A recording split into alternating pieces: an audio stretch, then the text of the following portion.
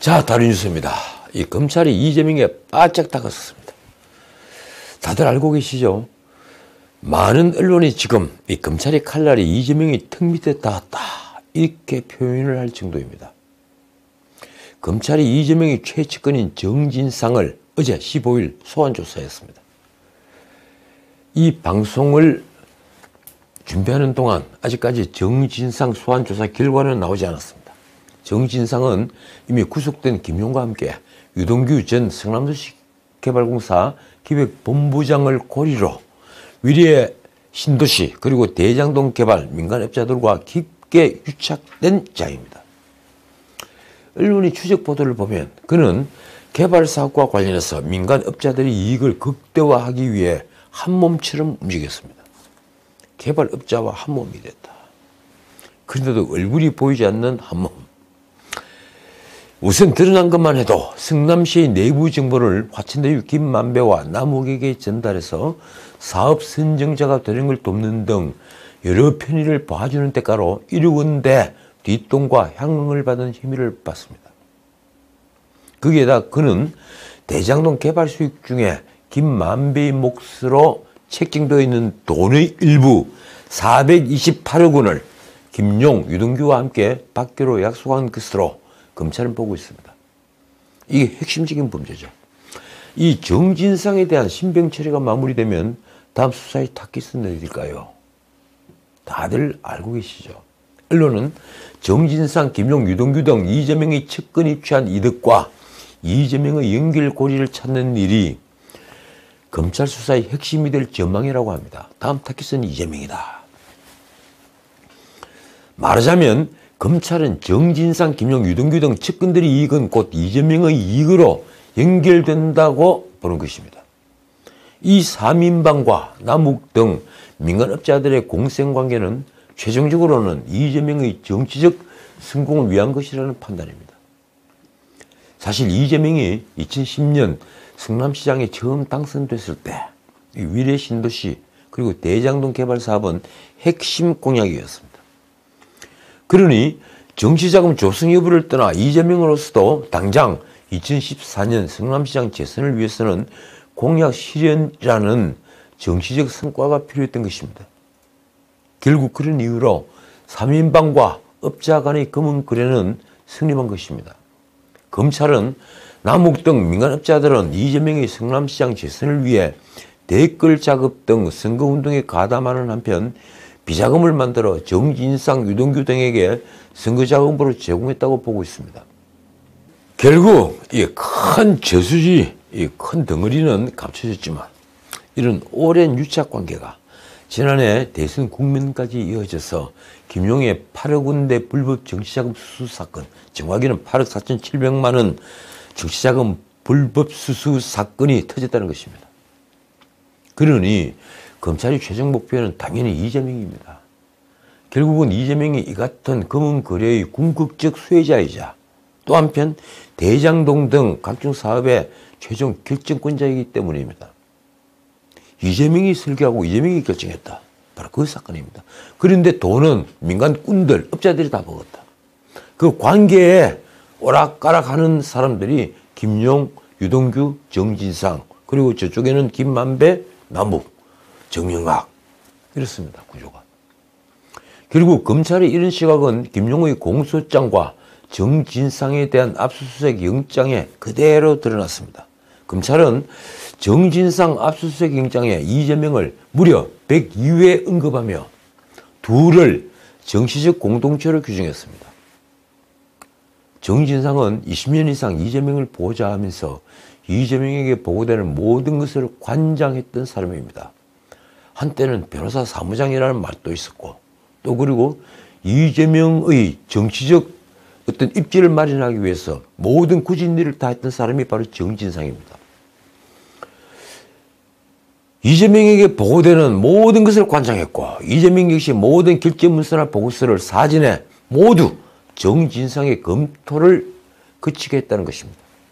따라서 정치적으로 일심동체 한 몸이라는 것입니다.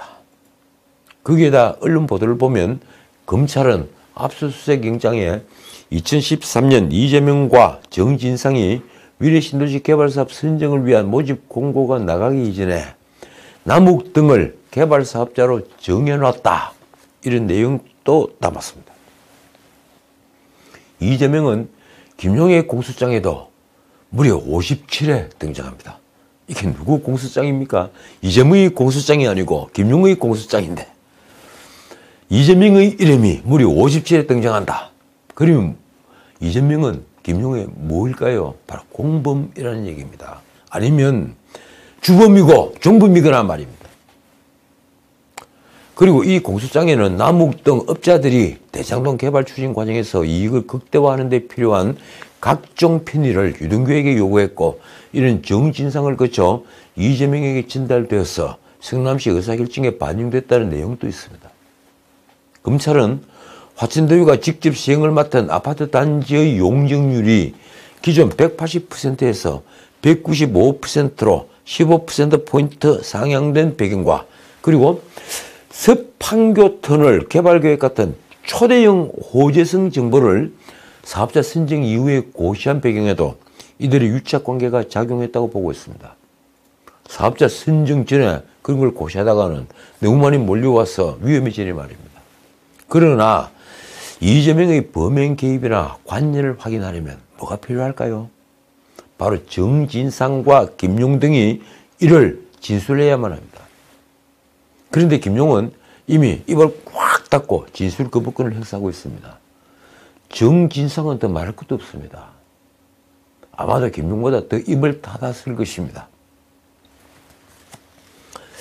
이재명의 최측근 정진상이 15일 피의자신문으로 검찰에 출석하면서 이 민주당 내 긴장감은 지금 높아질 대로 높아졌습니다. 정진상마저 구속되고 이재명의 검찰 소환이 가시화되면 어떻게 될까요? 이재명의 사법 리스크는 그대로 당의 리스크가 될 형국입니다. 당이 추락하고 몰락하겠죠. 민주당은 14일 대검찰청을 항의 방문했습니다. 그러나 그게 무슨 소용이 있겠습니까? 지금 윤석열 정부가 수사를 이용해 야당을 탄압한다. 이런 민주당의 외침은 메아리 없는 외침이 되고 말았습니다. 어느 국민이 그 말을 곧이곧대로 듣겠습니까? 어쨌든 민주당은 당론으로 채택한 감사원법 개정안을 국회에 공식 제출하는 등 총력 방어에 나섰습니다. 문재인 정권 때 민생에 이처럼 열심히였다면 얼마나 좋았겠습니까?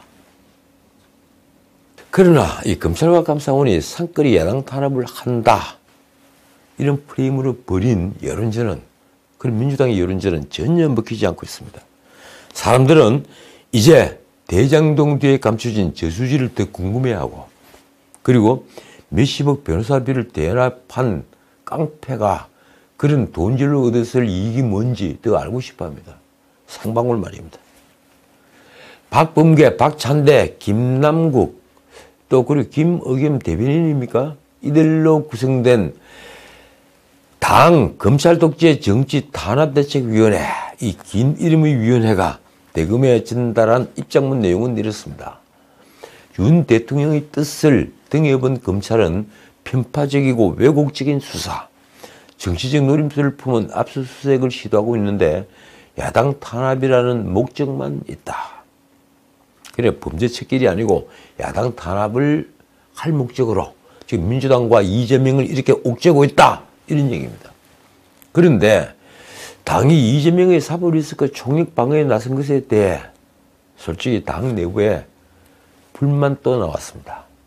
이상민은 라디오에서 정치적으로 공방할 일이 아니라 사법적, 법률적으로 대응할 일이라며 올인하면 안 된다고 말했습니다. 비명계, 그러니까 비이재명계는 일단 이재명이 직접 연루된 증거가 나오기 전까지는 그냥 지켜본다는 입장입니다. 이재명의 범죄가 직접 드러나지 않은 이상 현직 당대표의 거취 문제를 먼저 꺼낼 수는 없다는 것입니다. 결국 이재명이 공천권을 쥐고 있는데 누가 함부로 저항할 수 있겠느냐, 누가 대들 수 있겠느냐 이런 얘기입니다. 대들면 1년 뒤에는 잘리는 거죠. 그러나 이미 기소된 공직선거법 위반 하나만 하더라도 이재명이 쉽게 벗어나지 못한다는 것을 모두 다 알고 있습니다. 당내 사람이든 당외 사람이든 말입니다. 그러니 정진상이 만약 구속되고 이재명에 대한 수사가 본격화되면 민주당은 이재명의 거취를 두고 대혼란에 빠질 수밖에 없습니다. 지난 대선 경선 과정부터 계속 쌓여온, 누적되어 온 이재명 사법 리스크에 대한 불만이 본격적으로 터져나올 가능성이 아주 높은 것입니다. 이런 판에 이재명을 둘러싸고 아주 민감한 문제가 또 하나 터졌습니다. 이거 보통 문제가 아닙니다. 국민의힘 비상대책위원장이죠. 이 정진석은 이틀 전 이재명은 이제 대북 송금 스캔들이 해고로 떠오르고 있다고 말했습니다. 이게 무슨 말일까요?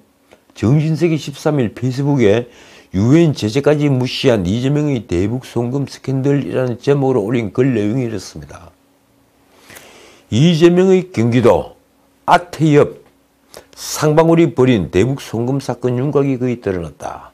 그 정점에 있는 이재명은 모르쇠로 일관하고 M은 측근과 관계자들만 구속되고 해외 도피하느라 생고생이다.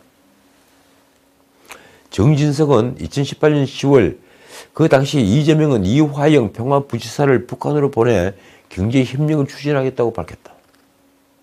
경기도가 북한과의 경협에 창고를 내세운 단체가 아태협이다 라고 설명을 했습니다. 그 전까지 아태협은 대북 사업을 하던 단체가 아니었는데 경기도는 2018년부터 2019년까지 2년간 아태협에 약 20억 원을 지원했다는 것입니다. 그런데 정진석이 그 다음 한 말은 몇몇 언론에 이미 보도가 됐지만 아주 충격적입니다. 아태협은 이더리움을 기반으로 대북 코인을 발행했다. 아태협의 영문 명칭 아시아 퍼시픽 피스, 그 영문의 앞글자 APP와 남북 정상회담이 열린 4월 27일 기념한 APP427 코인이 바로 그것이다. 이 코인은 실제로 태국의 한 거래소에 상장됐다고 하는데 이를 통해 북한으로 얼마나 자금이 흘러 들어가는지 가늠하기 힘든 상황이다. 더 놀라운 것은 그 다음이 말입니다. 상방울도 적극 가담했다. 상방울은 각종 아태협 대북 사업의 메인 스폰서로 활약했다. 대북 사업 이권을 따기 위해 아태협과 함께 직접 북한에 현금을 전달했다. 정진석은 그러면서 이재명의 경기도와 아태협, 상방울, 삼각 커넥션이 북한에 얼마나 송금했는지 전모를 명명백백하게 밝혀야 한다고 말했습니다. 한편 상방울 그룹이 대북 송금 의혹을 수사 중인 검찰은 아태평화교류협회, 아태협, 이 아태평화교류협회 회장이라는 직함을 가진 안부수를 외국한 거래법 위반 및 증거언니 교사 혐의로 구속했습니다. 얼마 전 신문에 일제히 났죠. 자, 사태가 이렇게 흘러가자 이재명의 변호사비 대납 의혹 수사 도중에 해외로 도피를 한 상방울 회장 김성태가 최근 검찰에 협상을 시도했다고 합니다. 이건 정확한 뉴스입니다. 이재명과 관련한 진술을 할 테니 상방울이 비리는 봐달라. 그러나 검찰은 협상 불가 입장이라고 합니다. 우리는 깡패하고는 협상하지 않는다. 범죄자하고도 협상하지 않는다. 협상 불가. 김성태는 검찰이 포위망이 좁혀오자 지난 5월 31일 동남아시아 지역으로 도주했습니다. 이때만 해도 김성태는 변호사비 대납 의혹만 받고 있었는데 그 뒤에 대북 경협을 소재로 한 나노스 주가 조작 의혹, 그리고 150만 달러 외화 밀반출 대북 송금 의혹까지 받고 있습니다. 언론 보도를 종합하면 이렇습니다. 15일 알려지기로 김성태는 최근 복수의 경로를 통해 자신을 인터폴에 적색 수배한 수원지검 측에 협상을 시도했다. 김성태가 자진 귀국해서 검찰에서 변호사비 대납 의혹 등 이재명 관련 의혹에 대해 진술을 하는 대신에 횡령 및 주가 조작 등 상박물 관련 각종 수사를 무마해 줄 수 없겠느냐고 거래를 시도하는 내용인 것으로 파악됐다. 정말 놀라운 프리바게닝 제안입니다. 그러나 우리는 이런 프리바게닝, 그러니까 유죄를 인정해 주는 조건부로 형량을 협상하는 제도, 이 프리바게닝 제도가 우리는 없습니다. 미국엔 있지만 말입니다. 따라서 검찰은 이런 딜을 받아줄 수 없다는 입장입니다. 언론이 보도한 어느 검찰 간부의 말이 이렇습니다. 옛날 같으면 김승태의 제안을 받아들여 적당히 윈윈하고 빠르게 수사를 마무리할 수도 있겠지만 지금은 보는 눈이 너무 많아 절대 불가능하다. 결국 원칙대로 모든 의혹에 대해 엄정하게 수사할 수밖에 없다는 것입니다. 만약 검찰이 딜을 받아줬다가 김승태 측이 이 법정에서 검찰과 딜을 했다라고 폭로를 하면 검찰이 신뢰를 잃기 때문인 이유도 있습니다. 재판은 엉망진창이 되어버리겠죠. 과연 김승태는 귀국에서 수사에 협조할까요? 저는 할 수밖에 없다고 봅니다. 시간을 끌수록 회사 비리 혐의도 더 많이 드러나고 있으니 말입니다. 어쩌면 그는 해외 도피가 길어질수록 그가 정상적인 기업인으로 활동할 여지가 점점 줄어드는데 초조해야 할지 모릅니다. 이미 수사선상에는 상박물 전 현직 임직원과 함께 김승태와 아주 가까운 인물로 알려진 배상윤 KH필루스 회장 등이 오르내리고 있습니다. 자수하여 광명샷자, 다들 기억하고 계시죠? 몇십 년 전부터 이 나라 수사기관 벽에 붙었던 표어입니다. 그 찾는다는 광명, 그 광명은 비단 자신에게만 광명이 아니라 한 줄기 빛이 아니라 정의를 구하는 우리 사회의 빛을 광명입니다. 자, 오늘은 여기까지입니다. 누가 이태원 명단을 넘겼나? 어제 하루 종일 시끄러웠습니다. 그리고 어제 15일 몇몇 시민단체들이 민들레, 더 탐사, 이 두 조직의 명단을 유출한 공문을 공무상 비밀 누설죄로 처벌해달라는 고발장을 대검찰청에 제출했습니다. 이태원 사망 부상자 명단 등 인적정보는 담당 공무원만이 보유하고 있어야 하는데 인적정보 일체가 넘어간 것은 곧 공무원이 이를 누설한 것으로 볼 수밖에 없다는 이유입니다. 아니면 국회를 통해서 나갈 수도 있겠죠. 국민의힘에서도 법적 대응이 필요하다는 목소리가 나왔습니다. 비상대책위원장 정진석의 말입니다. 유족의 동의 없는 희생자 명단 공개는 유족의 아픔에 또다시 상처를 내는 것으로 반드시 법적 대응이 필요하다. 한편 민노총 산하 전국 언론 노조조차도 심각한 보도윤리 불감증의 결과라고 비판에 나섰습니다. 이번 공개가 한국기자협회가 제정했던 재난 보도 준칙을 정면으로 위배했다는 것입니다. 무엇보다도 유족들이 반발도 컸습니다. 한 희생자 유가족이 SNS에 올린 항의가 이렇습니다. 유가족들만큼 이 사람들이 슬플까요? 동의를 구하지 않고 애도를 강요한다는 것은 본인들 이름을 알고자 하는 일밖에 더 되지 않나 생각한다.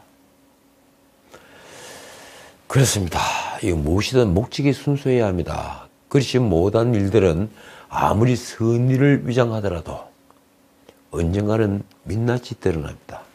그 민낯은 곧 악마의 얼굴입니다. 지금까지 전식이었습니다.